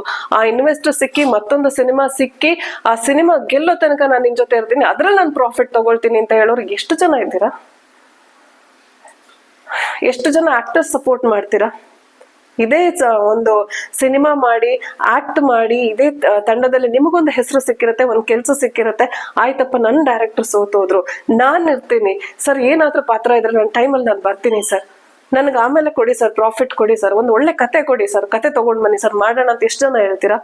ಸಿನಿಮಾ ರಿಲೀಸ್ ಆಗ್ಬೇಕಾದ್ರೆ ಒಂದು ಸಪೋರ್ಟ್ ಇರಲ್ಲ, ಒಂದು ಸಿನಿಮಾದ ಟೈಟಲ್ ರಿಲೀಸ್ ಆಗ್ಬೇಕಾದ್ರೆ ಇರ್ಬೋದು, ಟೀಸರ್ ರಿಲೀಸ್ ಆಗ್ಬೇಕಾದ್ರೆ ಇರ್ಬೋದು, ಒಂದು ಮ್ಯೂಸಿಕ್ ರಿಲೀಸ್ ಆಗ್ಬೇಕಾದ್ರೆ, ಒಂದು ಸಾಂಗ್ ರಿಲೀಸ್ ಆಗ್ಬೇಕಾದ್ರೆ ಎಷ್ಟರ ಮಟ್ಟಿಗೆ ನಮ್ಮ ಸಿನಿಮಾ, ಕನ್ನಡ ಸಿನಿಮಾದಲ್ಲಿ ದುರಂತಗಳಿರುತ್ತೆ ಅಂದ್ರೆ, ಸಾಂಗ್ ರಿಲೀಸ್ ಅಲ್ಲಿ ಮ್ಯೂಸಿಕ್ ಡೈರೆಕ್ಟರ್ ಇರಲ್ಲ, ಹಾಡ್ದವರೇ ಇರಲ್ಲ, ಇರ್ಬೇಕಾಗಿರೋರು ಅವರೇ ಇರಲ್ಲ. ಇಂಥ ಒಂದು ಕೆಟ್ಟ ಪರಿಸ್ಥಿತಿ ಬಿಕಾಸ್ ಆಫ್ ದ ಬ್ಯಾಡ್ ಈಗೋ ನಿಮ್ಮಲ್ಲಿರೋದ್ರಿಂದ. ಒಬ್ರು ನಿರ್ದೇಶಕರು ಚೈತನ್ಯ ಅವರು ಒಂದು ಇತ್ತೀಚೆಗೆ ಒಬ್ರು ಶೇರ್ ಮಾಡಿದ್ರು, what is the duty of the producer, who is a producer ಅಂತ ಹೇಳ್ಕೊಂಡು. ಪ್ರೊಡ್ಯೂಸರ್ಗೆ, ಡೈರೆಕ್ಟರ್ಗೆ ಎಷ್ಟು ರೆಸ್ಪಾನ್ಸಿಬಿಲಿಟಿ ಇರುತ್ತೆ, ಒಬ್ಬ ಪ್ರೊಡ್ಯೂಸರ್ಗೆ ಅಷ್ಟೇ ರೆಸ್ಪಾನ್ಸಿಬಿಲಿಟಿ ಇರುತ್ತೆ. ಡೈರೆಕ್ಟರ್ ಯಾವ ರೀತಿ ಇಂಥ ಆಕ್ಟರು, ಇಂಥ ಲೊಕೇಶನು, ಇಂಥ ಸೀನು, ಇಂಥ ಸಿನಿಮಾ ಅಂತ ಏನು ಒಂದು ಫ್ರೇಮ್ ಮಾಡಿರ್ತಾರಲ್ಲ, ಆ ಫ್ರೇಮಿಗೆ ಏನು ಬೇಕು ಅಂತ ತಂದ್ಕೊಡೋದೇ ಒಬ್ಬ ಪ್ರೊಡ್ಯೂಸರ್ದು ಡ್ಯೂಟಿ. ಬಟ್ ನಮ್ಮಲ್ಲಿ ಪ್ರೊಡ್ಯೂಸರ್ಸ್ ಅಂತ ಹೇಳಿದ್ರೆ ಹೆಂಗಿರುತ್ತೆ ಅಂತ ಹೇಳಿದ್ರೆ, ನಾನು ಇಷ್ಟು ದುಡ್ಡು ಹಾಕ್ತೀನಿ, ಇಷ್ಟು ದುಡ್ಡು ಬರಬೇಕು, ನಾನು ಇಷ್ಟು ದುಡ್ಡು ಹಾಕ್ತೀನಿ, ಇಷ್ಟು ದುಡ್ಡು ಬರಬೇಕು, ಇಲ್ಲ ನಂಗೆ ದುಡ್ಡೇ ಬರಲಿಲ್ಲ, ನನಗೆ ಮೋಸ ಮಾಡಿದೆ, ನನ್ನ ತಲೆ ಮೇಲೆ ಚಪ್ರಿ ಕಲ್ಲು ಹೇಳ್ಬಿಟ್ಟ ನಾನೆಲ್ಲ ಹೋಗ್ಬೇಕು. ಅಫ್ಕೋರ್ಸ್ ನಿಮ್ಮ ಹಾರ್ಡ್ ಅರ್ನ್ ಮನಿಗೆ 100% ವ್ಯಾಲ್ಯೂ ಸಿಗುತ್ತೆ when you work as a team. ನಿಮ್ಮನ್ನ ಪ್ರೊಡ್ಯೂಸರ್ ಅನ್ನೋ ಒಂದು ಏನು ಟೈಟಲ್ ಇಂದ ಒಂದು ಆ ವೇಟ್ ಜೊತೆಗೆ ನೀವು ಒಂದು ಟೀಮ್ ಅಂತ ಕೆಲಸ ಮಾಡಿದಾಗ, ಸಿನಿಮಾಗೆ ಏನು ಅವಶ್ಯಕತೆ ಇದೆ ಅದನ್ನ ಕೊಟ್ಟಾಗ ಅದು ಟೈಮಿಗೆ ಸರಿಯಾಗಿ ಕೊಡುವುದು ಬಹಳ ಅವಶ್ಯಕತೆ ಇರುತ್ತೆ. ಆ ಅವಶ್ಯಕತೆಯನ್ನು ಪೂರೈಸಿದಾಗ ಪ್ರತಿಯೊಬ್ಬ ನಿರ್ದೇಶಕರು ಗೆಲ್ತಾರೆ. ಇವತ್ತು ಎಲ್ಲೇ ಒಂದು ಆತ್ಮಹತ್ಯೆ ಅಂತ ಪ್ರಯತ್ನವೋ ಅಥವಾ ಡಿಪ್ರೆಷನ್ ಅಂತ ವಿಚಾರಗಳು ಅಥವಾ ಲೈಫೇ ಬೇಡ ಅಂತ ಒಂದು ಡಿಸಿಷನ್ಗೆ ತಗೊಳ್ಳುವಂತ ಒಂದು ಮಟ್ಟಕ್ಕೆ ಯಾರಾದ್ರೂ ಹೋಗ್ತಾರೆ ಅಂತ ಹೇಳಿದ್ರೆ ಅವರಿಗೆ ಒಂದು ಸಪೋರ್ಟ್ ಇಲ್ಲದಿರೋ ಕಾರಣ. ಅದು ಯಾವ ಸಪೋರ್ಟ್, ನೀವು ಫಿನಾನ್ಷಿಯಲಿ ಸಪೋರ್ಟ್ ಮಾಡ್ಬೇಕು ಅಂತಿಲ್ಲ, ಮೆಂಟಲ್ ಸಪೋರ್ಟ್, ನಾನು ನಿನ್ ಜೊತೆ ಇದ್ದೀನಿ, ಮತ್ತೊಂದು ಪ್ರಯತ್ನ ಮಾಡು ಅಂತ ಎಷ್ಟರ ಮಟ್ಟಿಗೆ ಜನರು ಸಪೋರ್ಟ್ ಮಾಡ್ತಾರೆ. ಒಂದ್ಸತಿ ಸೋತ್ಯಾ ಬಿಟ್ಟು ಸೈಡ್ಗೆ ಹೋಗು, ಇದು ಬೇಡ ನಿನಗೆ ಅಂತ ಹೇಳೋರೆ ಹೊರತು, ಇಲ್ಲ ನೀನ್ ಚೂಸ್ ಮಾಡ್ಕೊಂಡಿದ್ದು ಫೀಲ್ಡ್ ಅಲ್ಲಿ ನಿನಗೆ ಕಾನ್ಫಿಡೆನ್ಸ್ ಇದೆಯಾ, ನಾನ್ ನಿನ್ ಜೊತೆ ಇದ್ದೀನಿ ಗುರು, ನಾನ್ ನಿಂಗೆ ಫೈನಾನ್ಷಿಯಲ್ ಹೆಲ್ಪ್ ಮಾಡ್ಲಿಕ್ಕೆ ಆಗ್ಲಿಕ್ಕಿಲ್ಲ, ಇನ್ನೇನೋ ಮಾಡ್ಲಿಕ್ಕೆ ಆಗಿಲ್ಲ, but I am supporting your thinking level, ನಿನ್ನ ಯೋಚನೆಗೆ ನಾನು ಸಪೋರ್ಟ್ ಮಾಡ್ತೀನಿ, ನಿನ್ ಜೊತೆ ಇರ್ತೀನಿ ಅಂತ ಹೇಳೋರು ಎಷ್ಟು ಜನ ಇದ್ದೀರಾ? ಈ ರೀತಿಯ ಒಂದು ಪ್ರಯತ್ನ ಎಲ್ರು ಮಾಡಿದ್ರೆ ಎಂಟೈರ್ ಚಿತ್ರತಂಡ ಇರ್ಬೋದು, ಚಿತ್ರರಂಗ ಇರ್ಬೋದು, ಒಂದು ಸಿನಿಮಾ ಸೋತಾಗ ಒಬ್ಬ ನಿರ್ದೇಶಕನನ್ನಾಗ್ಲಿ ಒಬ್ಬ ಪ್ರೊಡ್ಯೂಸರ್ ಅನ್ನಾಗ್ಲಿ ಗೆದ್ದ ಟೀಮ್ ಇರ್ಬೋದು, ಅಥವಾ ಎಷ್ಟೋ ಸಂಘ ಸಂಸ್ಥೆಗಳು ಅಂಗಸಂಸ್ಥೆಗಳಿವೆ, ಕರ್ಸಿ ಕೂತು ಮಾತಾಡಿದ್ರೆ ಬಹುಶಃ ಎಲ್ಲೋ ತನ್ನ ಅಳಲನ್ನ ಓಪನ್ ಅಪ್ ಆಗಿ ಮಾತಾಡ್ಲಿಕ್ಕೆ ಒಂದು ಅವಕಾಶ ಸಿಕ್ಕಾಗ ಆತ ಎಲ್ಲ ಮಾತಾಡಿ ಮತ್ತೆ ಹೊಸ ಪ್ರಯತ್ನಕ್ಕೆ ಹೋಗ್ಬೋದು. ಇಲ್ಲ ಅಂತ ಹೇಳಿದ್ರೆ ಭಯ, ಹ್ಯೂಮಿಲಿಯೇಷನ್, ಸೋಷಿಯಲ್ ಅಲ್ಲಿ ಇನ್ಸಲ್ಟ್ ಆಗುದು, ಫ್ಯಾಮಿಲಿ ಮುಂದೆ ಇನ್ಸಲ್ಟ್ ಆಗುದು, ತನ್ನ ಕೊಲ್ಲಿಗೆ ತನ್ನ ಜೊತೆನೆ ಕೆಲಸ ಮಾಡಿದವ ಒಬ್ಬ ಹಿಟ್ ಸಿನಿಮಾ ಕೊಟ್ಟಿರ್ತಾನೆ, ತಾನು ಅದೇ ಜಾಗದಲ್ಲಿ ನಿಂತಿರ್ತಾನೆ, ಆ ಹ್ಯೂಮಿಲಿಯೇಷನ್ ತಡ್ಕೊಳ್ಳೋದಾದ್ರೂ ಹೇಗೆ? ಸೊ ಒಂದೇ ಒಂದು ರಿಕ್ವೆಸ್ಟ್, ಇಂಥ ಒಂದು ಪರಿಸ್ಥಿತಿ ಎದುರಾದಾಗ ಒಬ್ರಿಗೊಬ್ರು ಮಾತಾಡೋದು ಬಹಳ ಅವಶ್ಯಕತೆ ಇದೆ, ಒಬ್ರಿಗೊಬ್ರು ಸಪೋರ್ಟ್ ಮಾಡೋದು ಬಹಳ ಅವಶ್ಯಕತೆ ಇರುತ್ತೆ. ಸಮಸ್ಯೆಗಳಿದ್ದಾಗ ಮಾತಾಡಬೇಕು, ಚರ್ಚೆ ಮಾಡಬೇಕು. ಮಾತಾಡಿದಂತ ಸಂದರ್ಭದಲ್ಲಿ ಎಂತಹದೇ ಸಮಸ್ಯೆಗಳಿರ್ಲಿ ಅವುಗಳಿಗೆ ಪರಿಹಾರ ಸಿಗುತ್ತೆ, ಸಮಾಧಾನ ಸಿಗುತ್ತೆ. ಇದು ನನ್ನ ಪ್ರೋಗ್ರಾಮ್ನ ಮೇನ್ ಲೈನು. ಸೊ ಇವತ್ತು ಈಗ ನನಗೆ ಗುರುಪ್ರಸಾದ್ ಅವರ ವಿಷಯದಲ್ಲಿ ಇದನ್ನ ಹೇಳ್ಬೇಕು ಅಂತ ಅನ್ಸತ್ತೆ. ಏನೇ ಸಮಸ್ಯೆ ಇರ್ಲಿ ಮಾತಾಡಿ, ಚರ್ಚೆ ಮಾಡೋಣ. ಚರ್ಚೆ ಮಾಡಿದಾಗ ಸಮಸ್ಯೆಗೆ ಒಂದು ಪರಿಹಾರ, ಒಂದು ಸಮಾಧಾನ ಸಿಗುತ್ತೆ ಅಂತ ಹೇಳ್ತಾ ಇವತ್ತಿನ ಈ ಕಾರ್ಯಕ್ರಮವನ್ನ ಮುಗಿಸ್ತಾ ಇದ್ದೀನಿ. ಐ ಹೋಪ್ ಎಲ್ರು ಇದನ್ನ ಕೇಳಿ, ನನ್ನ ಹಿಂದಿನ ಎಪಿಸೋಡ್ ಅನ್ನು ಕೇಳಿ ಯಾಕೆ ನಾನು ಈ ವಿಚಾರನ ಹೇಳಿದೆ ಅಂತ ಹೇಳ್ಕೊಂಡು. ಬಿಕಾಸ್ ನನ್ನ ಹಿಂದಿನ ಎಪಿಸೋಡ್ ಅಲ್ಲಿ ಹೇಳಿದೆ, ಒಂದು ಸಿನಿಮಾ ಗೆಲ್ಬೇಕು ಅಂತ ಹೇಳಿದ್ರೆ ಅದರ ಒಂದು ಪಾತ್ರ ವಿಮರ್ಶೆ ಕೂಡ. ಸೊ ನಾನು ಇಲ್ದು ಶುರು ಮಾಡ್ಬೇಕಾದ್ರೂ ವಿಮರ್ಶೆಯಿಂದನೇ ಶುರು ಮಾಡ್ಕೊಂಡು ಬಂದಿದ್ದೀನಿ. ಸೊ ಒಂದು ಸಿನಿಮಾ ಗೆಲ್ಲೋದ್ರಲ್ಲಿ ಇರ್ಬೋದು, ವಿಮರ್ಶೆ ಅನ್ನೋದು ಬರೀ ವಿಮರ್ಶಕರಿಗೆ ಮಾತ್ರ ಸಂಬಂಧಪಟ್ಟಿದ್ದಲ್ಲ. ವಿಮರ್ಶೆ ಅನ್ನೋದನ್ನ ಒಂದು ಪಾರ್ಟ್ ಆಗಿ ಸಿನಿಮಾ ತಂಡನೂ ಮಾಡ್ಬೋದು, ಚಿತ್ರರಂಗನೂ ಮಾಡ್ಬೋದು. ಈ ತರ ಒಂದು ಸಿನಿಮಾ ಬರ್ತಿದೆ, ಇದರಲ್ಲಿ ಕ್ಯಾರೆಕ್ಟರ್ ಚೆನ್ನಾಗಿದೆ, ಈ ರೋಲ್ ಚೆನ್ನಾಗಿದೆ, ಈ ಸಿನಿಮಾ ಲೈನ್ ಚೆನ್ನಾಗಿದೆ ಅಂತ ಒಬ್ರಿಗೊಬ್ರು ಒಂದು ವಿಮರ್ಶಾತ್ಮಕ ರೀತಿಯಲ್ಲಿ ಸಪೋರ್ಟ್ ಮಾಡ್ತಾ ಬಂದ್ರೆ ಇವತ್ತು ಅಯ್ಯೋ ಇಂಥ ಅವಸ್ಥೆ ಬಂತ ಅಂತ ಹೇಳುವಂತ ಒಂದು ಪರಿಸ್ಥಿತಿ ಖಂಡಿತ ಇರಲ್ಲ ಅಂತ ಹೇಳ್ತಾ, all of you take care, good bye.